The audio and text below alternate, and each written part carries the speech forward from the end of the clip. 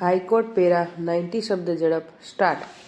વાદીની દાવા અરજીની ટૂંકમાં હકીકત એવી છે કે અરજદાર તથા સામાવાળા વચ્ચે સારા સંબંધો રહેલા છે.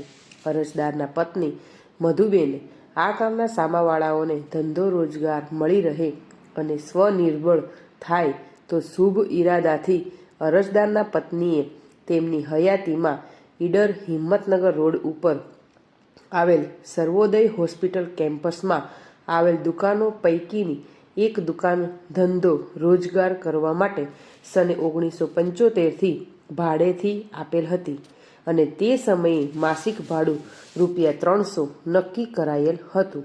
પરંતુ આ કામના સામાવાળાઓએ જે તે સમયે સદર ભાડાવાળી દુકાનમાં ધંધો રોજગાર બરાબર ચાલતો ન હોય ભાડું ઘટાડવાના કહેતા અરજદારના પત્નીએ માસિક ભાડું ₹255 નિયત કરી આપેલ હતું અને તે રીતે સામાવાળાને ભાડે કબજે સોંપેલ હતી.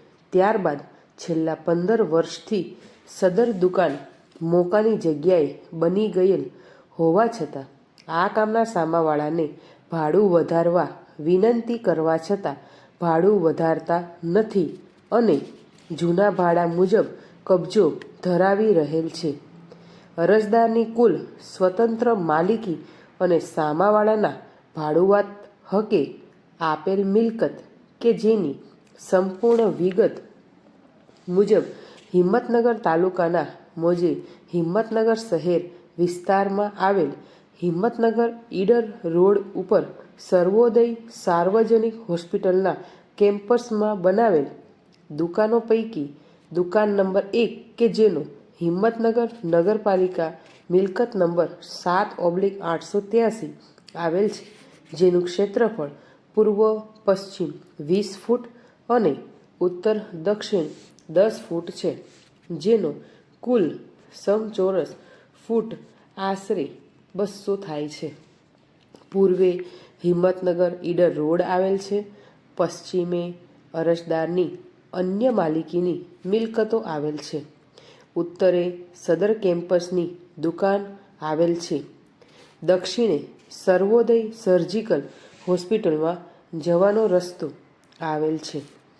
અરજદારની આ કામના સામાવાળાને ભાડે આપેલ મિલકત કે જે વિસ્તારમાં આવેલ છે અને જેટલું ક્ષેત્રફળ છે તે વિસ્તારમાં તેટલા ક્ષેત્રફળવાળી મિલકતોનું હાલમાં માસિક ભાડું ₹15,000ની આસપાસ ચાલે છે અને અરજદારે આ કામના સામાવાળાને હાલમાં ચાલતા ભાડા મુજબ સદર મિલકતનું ભાડું કરી તે મુજબ ભાડાની રકમ ચૂકવવા જણાવતા તેઓ ભાડું ₹88,560 આકારવામાં આવેલ છે, જેથી અરજીમાં જણાવેલ ભાડું ઠરાવવા વિનંતી કરેલ છે.